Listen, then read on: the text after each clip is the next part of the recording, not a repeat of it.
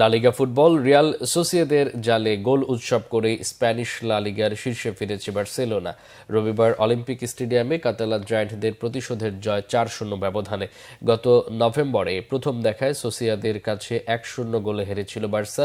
Olympic স্টেডিয়ামে ম্যাচের ১৭ মিনিটে সোসিয়েদাদ ১০ জনের দলে পরিণত হলে বার্সার আক্রমণের ধার বাড়ে। দানি ওলমোকে টেনে ফেলে দিয়ে ডিফেন্ডার অরিৎস এলসুতোন্দো সরাসরি লাল কার্ড দেখেন। ২৫ মিনিটে গোল পায় বার্সা। ওলমোর বাড়ানো বল ঠিকানায় পাঠান বি দল থেকে আসা ডিফেন্ডার জেরার্ড মার্তিন। ৪ মিনিট পর ব্যবধান দ্বিগুণ করেন বার্সার যুব দল থেকে উঠে আসা মার্ক কাসাদো। বক্সের বাইরে থেকে ওলমোর জোরালো শটে ছোঁয়া দিয়ে জালের দেখা পান এই ডিফেন্সিভ মিডফিল্ডার। বিরতির পরও একইভাবে শুরু করে বার্সা। এবারও ৪ মিনিটে জোড়া গোল করে তারা।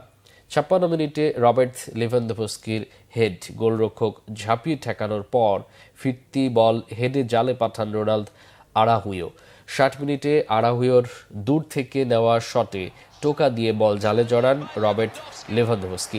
চলতি লিগে পোলিশ স্ট্রাইকারের গোল হলো সর্বোচ্চ ২১টি। ২৬ ম্যাচে ৫৭ পয়েন্ট নিয়ে অ্যাটলেটিকো মাদ্রিদকে ১ আর ডিফেন্ডিং চ্যাম্পিয়ন রিয়াল মাদ্রিদকে ৩ পয়েন্ট পেছনে ফেলে লিগ শীর্ষে হ্যান্সি ফ্লিকের দল।